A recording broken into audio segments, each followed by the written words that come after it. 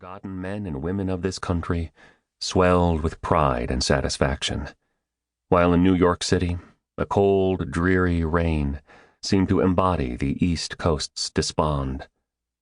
In her concession speech, Hillary Clinton acknowledged that the election revealed a country more deeply divided than we thought. Classic political understatement, the comment suggested little awareness that downplaying those divisions for years had made them worse. The volcano's sudden eruption was more destructive because so many had convinced themselves it was extinct. It was only dormant. Meanwhile, something strange seemed to be happening on the other side of the continent. A secessionist group called Yes California rallied on the steps of the state capitol in Sacramento, exchanging American flags for California ones. The leaders of the state legislature released a joint statement, saying they had woken up that morning feeling like strangers in a foreign land. The Silicon Valley investor announced his intention to fund a legitimate campaign for California to become its own nation. #CalExit began trending on Twitter. In the weeks to come, the press covered these separatist stirrings as harmless hiccups. That the same had often been said during Trump's ascent to power. He would never win a single caucus or primary, columnists assured us, and themselves. He certainly wouldn't claim the Republican nomination. He had no chance in the general election. Offered little comfort. By Trump's inauguration, pollsters reported that 1 in 3 Californians supported seeking independence. Even if that number was inflamed by the heat of a divisive campaign, the election and its chaotic aftermath made it impossible to avoid the conclusion that something was rotten in the United States.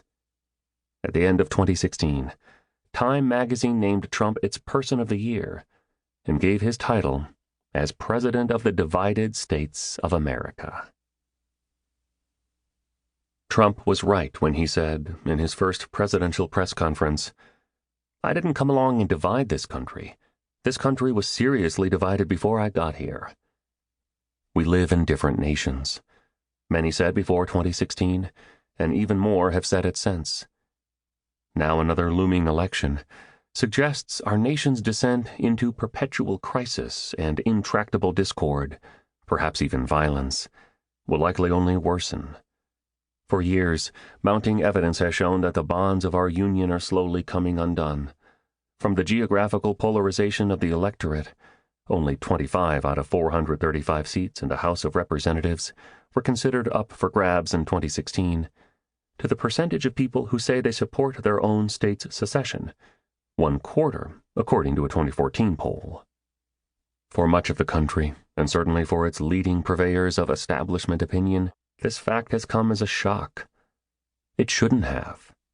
Disunion, the possibility that it all might go to pieces, is a hidden thread through our entire history, from the colonial era to the early republic and the Civil War and beyond, through the fabled American century and up to our own volatile moment.